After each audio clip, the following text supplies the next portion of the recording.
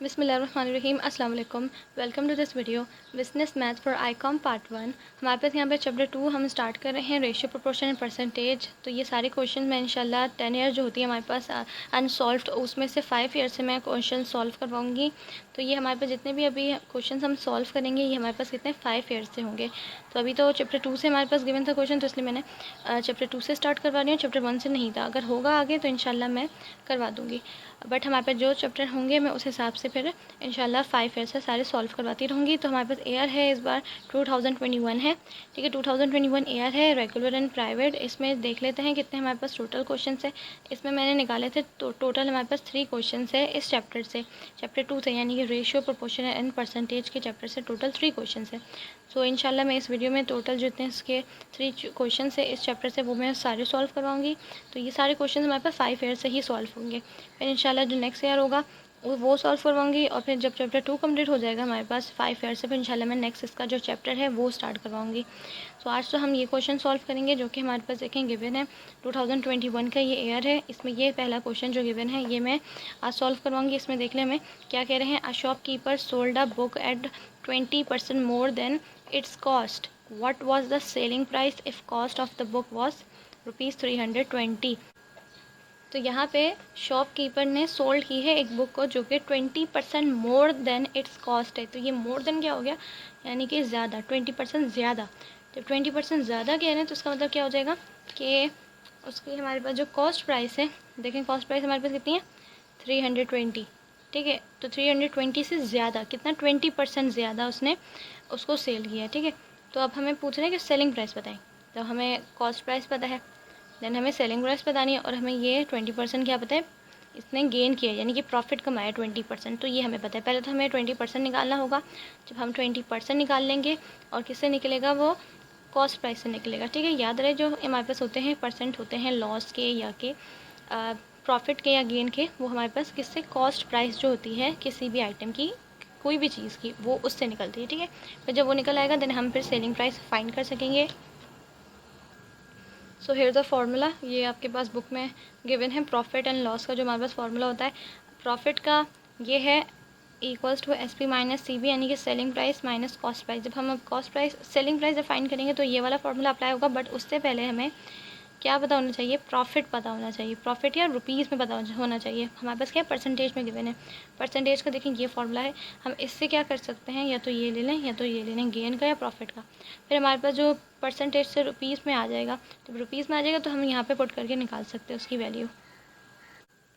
सो हमें सबसे पहले तो ये जो 20% है इसको रुपीज़ में लाना होगा, बिकॉज फिर हमारे जो नेक्स्ट इसका फार्मूला है जिसमें मैंने आपको बताया उसमें हमें क्या चाहिए, प्रॉफिट चाहिए, लेकिन इन रुपीज़ में चाहिए, बट ये हमारे पास देखिए परसेंटेज में।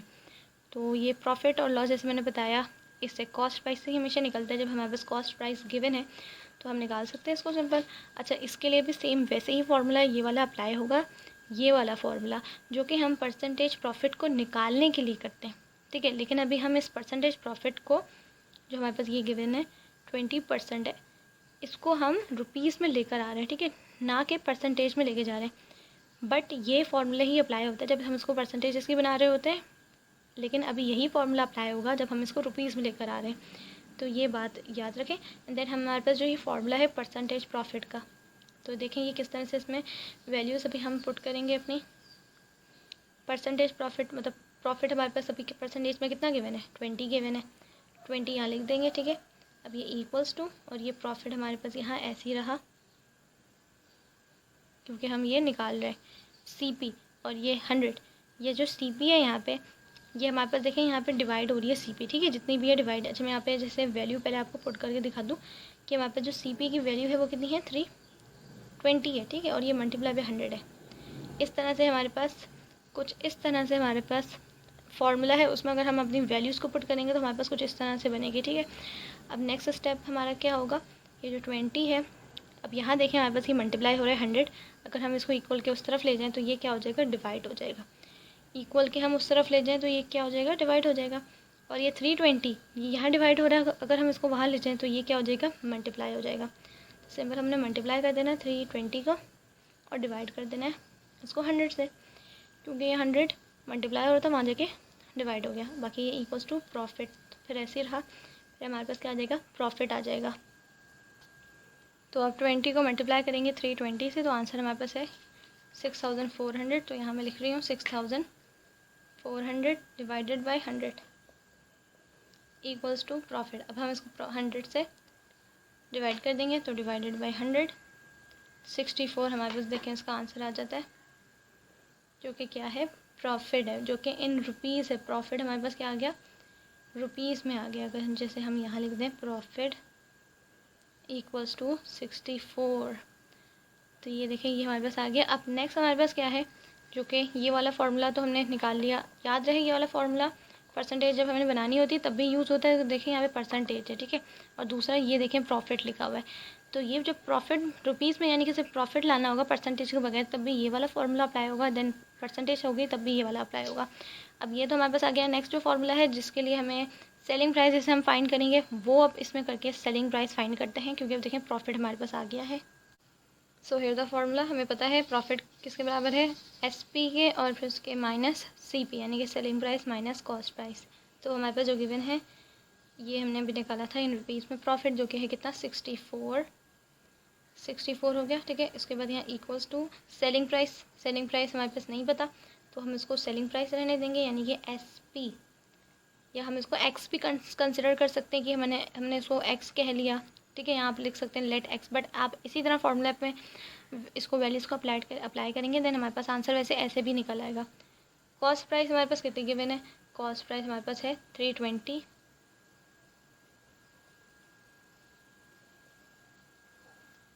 यहाँ पे -320 है, इक्वल के उधर ले जाएं तो ये प्लस हो जाएगा, तो ये 64 + 320 हो जाएगा। देखिए यहाँ माइनस है ना, तो उधर ले गए तो ये प्लस में हो गया। तो देखिए अब हमारे पास सेलिंग प्राइस इस तरह से यहाँ पे आ जाएगी, ठीक है। अगर हम इसको X भी कंसिडर करेंगे तब भी ऐसे ही X क्या हो जाएगा हमारे पास, वो सेलिंग प्राइस हो जाएगी। बट यहाँ पे देखिए SP हमारे पास लिखा हुआ है सिंपल, तो इसलिए हम XP को ही लेके चल रहे हैं। आप बस फार्मूला अप्लाई करें जिसमें वैल्यू पुट करें, हमारे पास इसका आंसर आ जाएगा। देन इन दोनों को ऐड कर दें, 64 + 320, तो ये हो जाएगा 384 इसका आंसर है, यानी कि सेलिंग प्राइस है, जो कि हमें कहा था सेलिंग प्राइस बताएं, जो कि है कितनी 384। तो यहाँ तो इसका आंसर आ जाता है हमारे पास। जो पहला इसका क्वेश्चन था, जो कि हमारे पास 5 ईयर्स में था, और हमारे पास 2021 चल रहा है। इसका नेक्स्ट क्वेश्चन कर लेते हैं सॉल्व इस वीडियो में इंशाल्लाह। सो ये हमारे पास इसका जो हमारे पास नेक्स्ट क्वेश्चन गिवन है वो है हमारे पास ईयर 2021 में। हमारे पास ये भी चैप्टर 2 यानी कि रेशो, प्रोपोर्शन एंड परसेंटेज के ही चैप्टर से है। ये हमारे पास है 50 labours construct 15 houses in 18 days, then how long 30 labours can construct 10 houses. यानी कि 50 लेबर्स हैं, 15 हाउसेस को बना रहे हैं कितने 18 डेज़ में। अब हमें बताना है हाउ लॉन्ग यानी कि कितना और टाइम लगेगा 30 लेबर्स को, यानी कि पहले देखिए 50 था तो अब 30 कर दिया। अब ये कह रहे हैं कंस्ट्रक्ट करने के लिए 10 हाउसेस को, तो हमारे पास 10 हाउसेस, पहले 15 हाउसेस से भी 10 हो गए, यानी कि डेज़ हमें फाइंड करने हैं। तो डेज़ में बताने पहले 18 डेज़ था, अब कितने डेज़ हो जाएंगे। तो यहाँ पे देखें जो हेडिंग्स है ऊपर हमारे पास पता है कि लेबर्स हैं, हाउसेस है और कितने डेज़ है, तो ये हमने इस तरह से हेडिंग्स डाल दी, ठीक है। डेज़ मैंने इसलिए पहले रखा क्योंकि हमने डेज़ को फाइंड करना है, जैसे मैंने बताया था जो चीज़ फाइंड करनी है ना उसकी हेडिंग पहले डाल दें। तो यहाँ पे जो जो लिखा हुआ है वो लिखते जाएँ। जैसे कि हमारे पास डेज़ कितने गिवन है, डेज़ हमारे पास है 18 डेज़, ठीक है 18 डेज़ है। 18 डेज़ में कितने लेबर काम कर रहे हैं हाउस बनाने के लिए, हाउसेस बनाने के लिए, तो ये हमारे पास है लेबर्स है हमारे पास 50, तो यहाँ लिखेंगे 50। नेक्स्ट हमारे पास क्या है, हाउसेस कितने बन रहे हैं 15 हाउसेस बन रहे हैं। अब आप देखेंगे 18 डेज़ में 50 लेबर्स 15 हाउसेस बना रहे हैं। नेक्स्ट से हमारे पास अब हमें बताना है कि कितने लगेंगे टाइम, ठीक है। तो हम उसको क्या करेंगे एक्स कंसिडर करेंगे, जैसे कि हमने किया था लेबर्स कितने यहाँ पे काम कर रहे हैं 30 लेबर्स। नेक्स्ट हमारे पास कितने हैं हाउसेस कितने बन रहे हैं 10 हाउसेस बन रहे हैं। सो ये हमारे पास डेज़ और लेबर्स और हाउसेस इसमें मैंने आपको बता दिया। अब हमने इसमें से देखना है कि जो हमारे पास डेज़ है तो डेज़ को पहले लेबर्स के साथ देखना है, फिर हमें बताना होगा ये कौन सा प्रोपोर्शन है, डायरेक्ट है या इन्वर्स है। देन डेज़ को हाउसेस के साथ देखना है, यानी कि जो चीज़ फाइंड करनी है ना हमें, यानी कि डेज़ फाइंड करने हैं, तो डेज़ को पहले इसके साथ, फिर डेज़ को फिर इसके साथ एक एक करके देखना है, ठीक है। तीनों को एक साथ नहीं देखते, अलग अलग करके देखते हैं। दो दो का पेयर बना के। तो डेज है और लेबर्स है, तो अच्छा डेज और लेबर्स को देखिए, हाउसेस को अब छोड़ दें। तो डेज हमारे पास है 18 डेज़ है और लेबर्स कितने हैं 50 है, ठीक है। 18 डेज़ में 50 लेबर काम कर रहे हैं। लेबर्स क्या कर दिया यहाँ पे, कम कर दिया, 30 कर दिया, यानी कि क्या कम हो गए। तो यहाँ पे क्या डेज़ भी कम हो जाएंगे, यहाँ पे डेज़ हमारे पास क्या हो जाएंगे, बढ़ जाएंगे। क्योंकि अगर सुने, अगर कोई हमारे पास लेबर्स कोई काम कर रहे हैं, कोई काम कर रहे हैं, ठीक है, तो लेबर्स पहले ज़्यादा थे, उनको दिन कम कम लग रहे थे। अब लेबर्स कम कर दिए तो ज़ाहिर पता जो अगर वो काम कर रहे हैं लेबर्स, तो लेबर्स को कम कर दिया तो हमारे पास क्या दिन ज़्यादा लगेंगे, ठीक है। ये तो एक नेचुरल सी बात है कि हमारे पास क्या दिन ज़्यादा लगेंगे। जब बंदे ज़्यादा होंगे तो हमारे पास दिन कम लगेंगे, जल्दी हमारा काम हो जाएगा। जब बंदे कम होंगे तो हमारे पास दिन ज़्यादा लगेंगे। तो यह आपस में इनका क्या हो गया, एक चीज़ यहाँ पे देखें, मैंने बताया यहाँ पे चीज़ बढ़ रही है, दूसरी चीज़ यहाँ पे कम हो रही है। तो ये इन्वर्स प्रोपोर्शन हो गया कि एक चीज़ बढ़ रही है तो दूसरी चीज़ कम हो रही है। तो इसको हम किस तरह से शो करते हैं कि एक एरो नीचे की तरफ करेंगे, एक एरो ऊपर की तरफ, या एक एरो ऊपर की तरफ तो दूसरा एरो नीचे की तरफ करेंगे। तो हम नीचे की तरफ ज़रूर करेंगे क्योंकि ये हमारे पास नीचे क्या शो करता है कि एक्स हमें वैल्यू लेनी है ना, एक्स की वैल्यू, एक्स हम फाइंड कर रहे हैं, एक्स को फाइंड करना है। तो ये एरो इस तरह से भी शो करेगा कि हमने ना एक्स की वैल्यू को पहले उठाना है। सो ये हमें क्या शो करेगा कि हमने एक्स की वैल्यू को पहले लेकर चलना है। और दूसरी तरफ आए तो लेबर्स को क्या कैसे शो करना है कि दूसरा जैसे भी हमने नीचे की तरफ कर दिया है तो इसको हम ऊपर की तरफ कर देंगे। और ये क्या शो करेगा कि हमने यहाँ से 50 वैल्यू को लेना है। तो याद रहे, अगर हम इसको ऊपर भी कर दें और इसको फिर हमें नीचे करना पड़ेगा क्योंकि ये क्या इन्वर्स शो करेगा, इन्वर्स प्रोपोर्शन शो करेगा। अब दूसरी तरफ आ जाएंगे, हाउसेस है। हाउसेस का जैसे मैंने बताया कि डेज़ को अब लेबर्स का साथ देख लिया, अब डेज़ को हाउसेस के साथ देखेंगे। आप चाहें तो यहाँ पे लिख भी सकते हैं कि डेज़ और लेबर के बीच में कौन सा प्रोपोर्शन है। तो हम जैसे यहाँ लिख सकते हैं there is an inverse proportion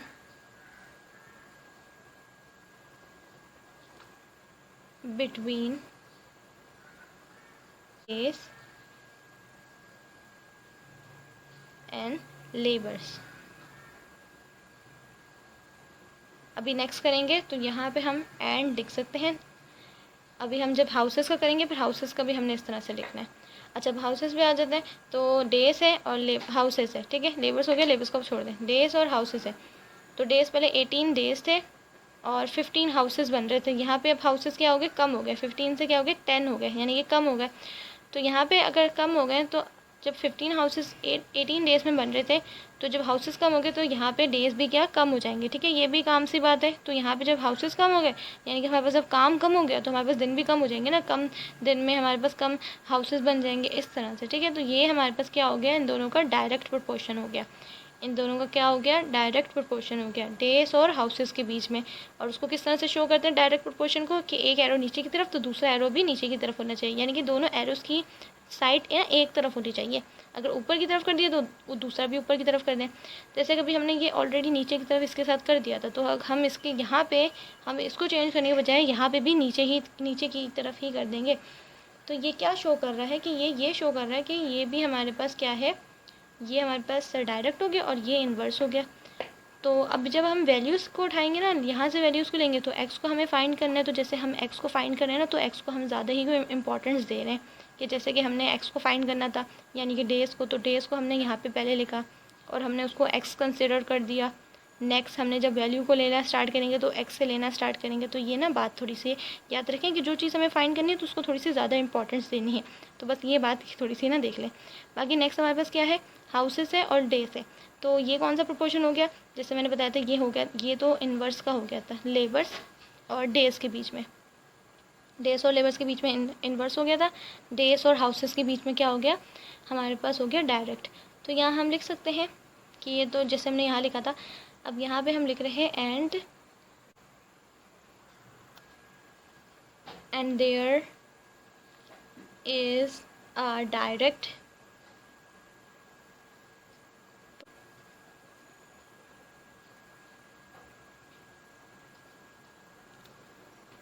between, direct proportion between for what, ये हमारे पास डेज और हाउसेस के बीच में। तो लिखेंगे days between days and houses.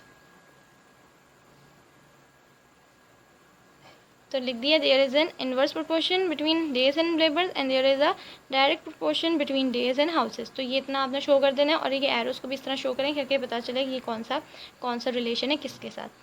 अब हमारे पास जो मैंने जैसे बताया था कि एक्स को थोड़ी इंपॉर्टेंस देनी है बिकॉज एक्स हम फाइंड कर रहे हैं, तो वैल्यूज़ को क्या करना है, एक्स से लेना स्टार्ट करना है। तो एक्स इज़ टू 18 करेंगे, ये इज़ टू है यानी कि कॉलन, हम इसको इस तरह से भी लिख सकते हैं और इसको इस तरह से भी लिख सकते हैं। याद रहे जब हमारे पास इस तरह से वैल्यू है तो हम इसको इस तरह से भी लिख सकते हैं। तो हमारे पास देखिए इस तरह से आ गया, ठीक है। अब ये सब बराबर है इन सब के, यानी कि जो डे से बराबर है इन सब के, तो हम कर देंगे इक्वल।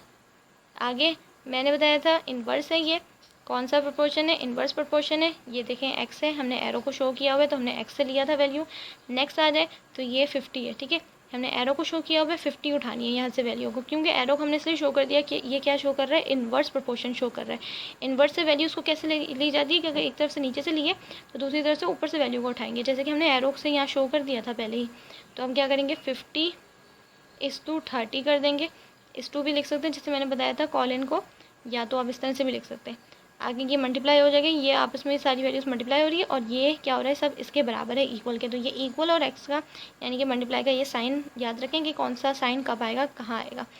नेक्स्ट है ये एरो शो किया हुआ है तो 10 उठा लें यहाँ से वैल्यू को, 10 इस टू 15 हो जाएगा, क्योंकि ये आपस में क्या था, ये इन दोनों का कौन सा प्रोपोर्शन था, डायरेक्ट था। डायरेक्ट से कौन सी, एक जगह से नीचे से वैल्यू उठाते तो दूसरी जगह से भी नीचे से ही वैल्यू को ली जाता है।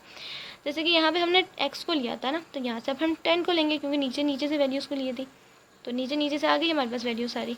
अब ये इस टू है, हम इस टू को इस तरह से भी लिख सकते हैं, अपॉन में भी लिख सकते हैं, x upon 18 equals to 50 upon 30 multiply by 10 upon 15। अब क्या करना है हमने, सिंपल, ये हमारे पास x अपॉन 18 तो भी ऐसे ही रहा। अभी हम पहले ये जगह को सॉल्व करेंगे क्योंकि मल्टीप्लाई है, तो अब बैटमिस रूल के अकॉर्डिंग पहले हम मल्टीप्लाई कर दें। 50 को मल्टीप्लाई करें 10 से, सिंपल हमारे पास जो आंसर आ जाएगा कितना हो जाएगा, 50 मल्टीप्लाई बाय 10 इक्वल्स टू 500। 30 को मल्टीप्लाई कर देंगे हम 15 से, तो इसका आंसर है 450। 30 को 15 से और 50 को 10 से। सिंपल एक्स का है हमारे पास, देखिए मल्टीप्लाई का साइन है बीच में, सिंपल सामने सामने वैल्यूज़ को मल्टीप्लाई करना होता है, क्रॉस मल्टीप्लिकेशन नहीं करनी होती, सामने सामने वैल्यूज़ को मल्टीप्लाई करना है बस, और सिंपल कुछ भी नहीं।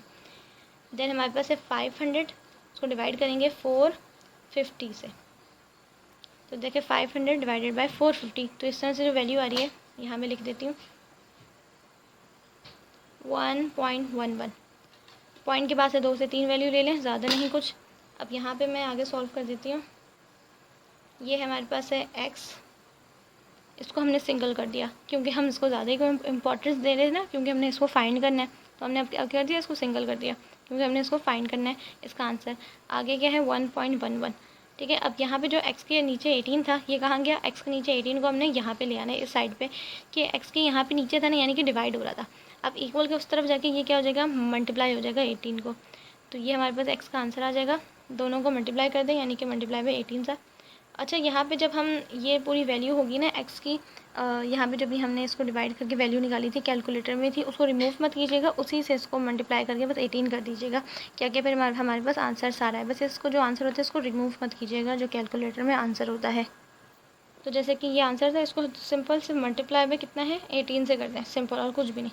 तो देखिए कितना आ गया, 20 आ गया, तो यहाँ पे लिखेंगे 20। अच्छा, अब यूनिट क्या लग जाएगा, क्या हम फाइंड कर रहे थे, हम डेज़ फाइंड कर रहे थे, तो यहाँ डेज़ का यूनिट लग जाएगा, यानी कि 20 डेज़ में हमारे पास क्या आंसर आएगा, 20 डेज़ में हमारे पास कितने इसके वो बनेंगे, हाउसेस बनेंगे, 10 हाउसेस बनेंगे, और कितने लेबर्स का बनाएंगे, 30 लेबर्स बनाएंगे।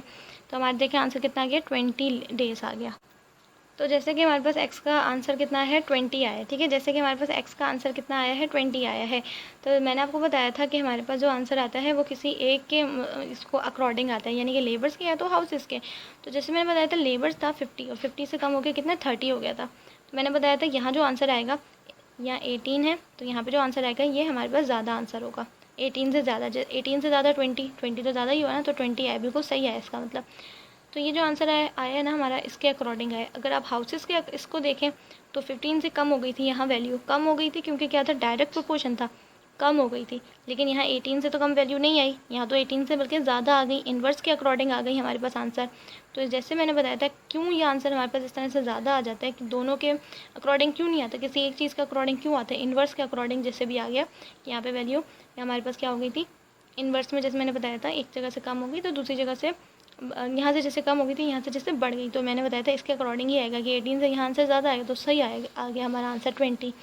और हाउसेस के अकॉर्डिंग इसलिए नहीं आया क्योंकि यहाँ देखिए 30 है और यहाँ 10 है वैल्यू हमारे पास, तो मैंने बताया था ये 30 होती है और ये जो 10 वैल्यू होती है ये हमने देखनी होती है 30 और 10 में से वैल्यू कौन सी बड़ी है, 30 बड़ी है 10 बड़ी है, तो ये तो बता दे, तो 30 बड़ी है, तो 30 बड़ी है तो यानी कि लेबर्स 30 बड़ी है वैल्यू, तो लेबर्स के अकॉर्डिंग इसलिए हमारा इस तरह से ही आंसर आया। और लेबर्स में कौन सा प्रोपोर्शन हो रहा था, इन दोनों के बीच में इन्वर्स हो रहा था, और इन्वर्स के अकॉर्डिंग आया है कि एक चीज़ यहाँ पे बढ़ेगी तो दूसरी चीज़ कम होगी, तो जैसे मैंने बताया था इसके अकॉर्डिंग आया है। तो ये है होती है इसकी छोटी सी टेक्निक है फाइंड करने की। तो जैसे आपके जहन में थोड़ा सा इस तरह का ख्याल है कि ये इसके अकॉर्डिंग क्यों नहीं आया, इसके अकॉर्डिंग आया, तो जैसे मैंने बताया कि 30 और 10 कौन सा इसमें से बड़ी वैल्यू होती है, तो अगर इस फर्ज करें यहाँ पे नहीं होती है 30 यहाँ होती तो हमारे फिर इसके अकॉर्डिंग आता, बट अभी हमारे इसके अकॉर्डिंग आंसर है इसके। तो याद रहे जो चीज़ यहाँ पे जो भी आंसर हो 30 हो 12 हो 11 हो कोई भी वैल्यू हो, बस देखना होता है इन दोनों में से वैल्यू लास्ट वाली कौन सी बड़ी है, उसके अकॉर्डिंग फिर हमारे पास आता है, और उसमें कौन सा प्रोपोर्शन चल रहा होता है फिर उसके अकॉर्डिंग हमारे पास आंसर आता है, जो कि इसमें इन्वर्स था तो इन्वर्स के अकॉर्डिंग आंसर आया है इसका, जो कि कितना है 20 डेज़। सो ये जो क्वेश्चन था ये भी मैंने सॉल्व करवा दिया। अब इसका जो लास्ट क्वेश्चन है इस ईयर में चैप्टर 2 से वो सॉल्व करवा देती हूँ मैं। सो ये हमारे पास इसका एक और क्वेश्चन है इस चैप्टर से, तो ये हमारे पास रेशियो प्रोपोर्शन एंड परसेंटेज से जो एक क्वेश्चन है एक और, ये है हमारे पास, ये आई थिंक लॉन्ग में हमारे पास है ये, तो ये है डिवाइड ₹2410 अमंग 3 ब्रदर्स। तो ये हमारे पास कितने ब्रदर्स है 3, और यहाँ पे क्या लिखा हुआ है अशरफ असलम एंड अकरम, ये हमारे पास ब्रदर्स है, ठीक है। तो इसमें रेशियो हमारे पास गिवन है और इसमें कह रहे हैं ये अमाउंट को डिवाइड कर दें, तो अमाउंट कौन से डिवाइड होने जा रही है, तो यहाँ लिखेंगे अमाउंट टू बी डिवाइडेड या डिस्ट्रीब्यूटेड भी कह सकते हैं, जो कि है 2410, राइट। और रेशियोस है 2:3:5, इसका क्या लेना है सम ले लेंगे, तो इन तीनों को ऐसे करके ना प्लस करें, यानी कि ये जो इस 2 लिखा है इसकी जगह लिख दें प्लस, ठीक है। रेशियोस तो हमारे पास गिवन है बट हम इसका क्या करते हैं, इसका हमने सम लेना होता है, तो हम लिखते हैं 2 + 3 + 5 जो भी हो प्लस लगा दो, यानी कि सम लिख दो और फिर इसका सम आ जाएगा, ऐसे प्लस के साइन के साथ लिख दें और इसका आंसर निकाल लें, कितना हो जाएगा, ये हमारे पास 10 हो जाएगा, ठीक है। ये हो जाएगा हमारे पास कितना सम ऑफ रेशियोस, यानी कि टोटल हमारे पास रेशियोस कितने आ गए 10 आ गए। अच्छा पहला ब्रदर जो है यहाँ पे उसका नाम लिख देंगे, देन उसका शेयर निकालेंगे, ठीक है, यानी कहेंगे शेयर ऑफ अशरफ, देन इसका आंसर हमारे पास देखें किस तरह से आएगा, ये है हमारे पास इसका फर्स्ट ब्रदर का रेशियो है कितना है 2, ठीक है, अशरफ का रेशियो कितना है 2, तो 2 लेना है, पहले जो फर्स्ट ब्रदर होगा देखेंगे ये इसका अशरफ का, ये असलम का, देन ये अकरम का, तो 2 हमारे पास है, 2 यहाँ से आ जाएगा। तो हमने क्या करना है जो अमाउंट है, जो कि अमाउंट हमारे पास कितनी है ये है डिवाइड होने जा रही है, तो इस डिवाइड को सबसे पहले लिखना है, देन मल्टीप्लाई करना है किससे, उसका जो रेशियो है जो कि है 2, देन डिवाइड करना है सम ऑफ रेशियो से जो कि है 10, राइट, जो कि है कितना 10, इन सबको एक साथ कर दें तो इसका आंसर देखें किस तरह से आएगा, जैसे कि ये 2410 मल्टीप्लाई बाय 2 डिवाइडेड बाय ये देखें 10, ठीक है, 2410 मल्टीप्लाई बाय 2 डिवाइडेड बाय 10, तो इसका देखें आंसर आ गया 482, तो यहाँ आप लिख दें 482, तो ये है इसकी एक अमाउंट जो कि इसका शेयर है, ठीक है, फर्स्ट ब्रदर का। इसी तरह से नेक्स्ट का निकालेंगे तो यहाँ लिखेंगे शेयर ऑफ असलम,